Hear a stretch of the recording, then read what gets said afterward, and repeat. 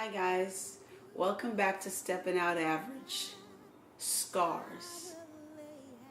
You are not your scars. Look beyond your scars. Do not let your scars define who you are. Today, many of us are stuck, frustrated, misguided, misleaded, bullied, and are unsure of who we are.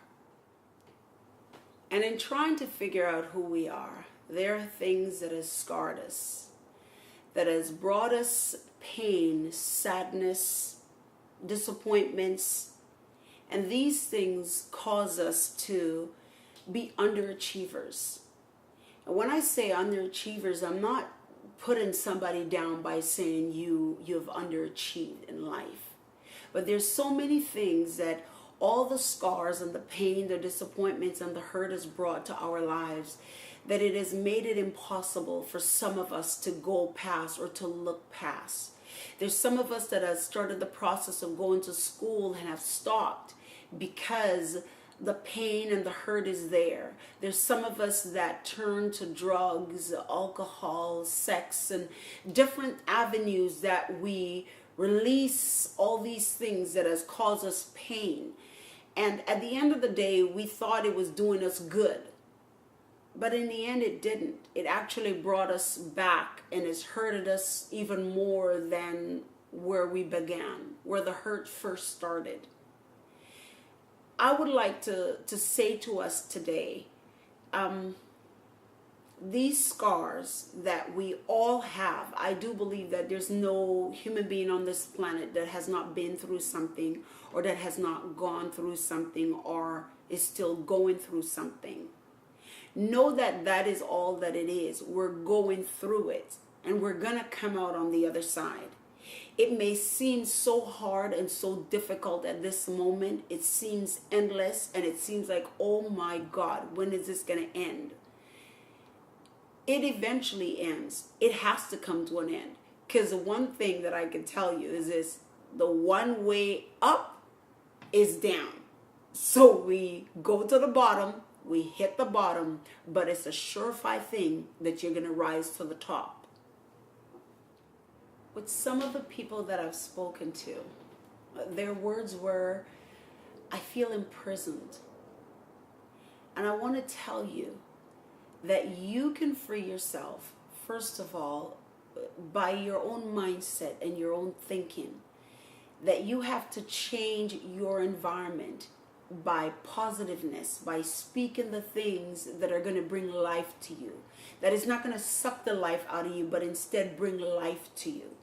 So even though you may feel trapped, imprisoned, and feel like, oh wow, I'm boxed in, you can break that box loose. You're the only one actually who has the power to do that, to relieve yourself or push back all the boundaries that all these pains and hurt has caused you. We have the ability within ourselves to speak life into us. And others do it as well, and we appreciate it. But when you speak it into yourself and you see the result, I'm telling you, it is the most freeing experience you will ever have. Pain can produce growth. Scars can produce masterpieces when we allow ourselves to be healed. Your take or your outlook on what has happened to you can be the difference of how or what you become. Our first start in life is vital to our end. And that may sound odd, but I'm going to explain to you why I say that. Our beginning starts with our parents. It could be your biological parents, adopted parents, foster parents, just people that have cared for you at a very early age, a tender age. And especially if you are raised with your biological parents. They have the greatest influence on your life. They impact you the most. What you learn, your fears, everything that you do, we learn them from our parents. And I believe that parents have one of the greatest roles for the next generation that we are embracing to come on this earth or to be a part of this planet. We as parents have to speak the things that we are wanting to see our children become and do. So, for example, we don't speak the negatives to them. We encourage them even when we see the negative things happening. But we must speak the positives and the things that are good that will direct them and steer them for them to be the best adult later on. Us being the greatest influence in our children's lives, I know they go to school and I know that they're involved in different sports and activities that are outside of the home. But inside of the home is where they get the best tools for the future.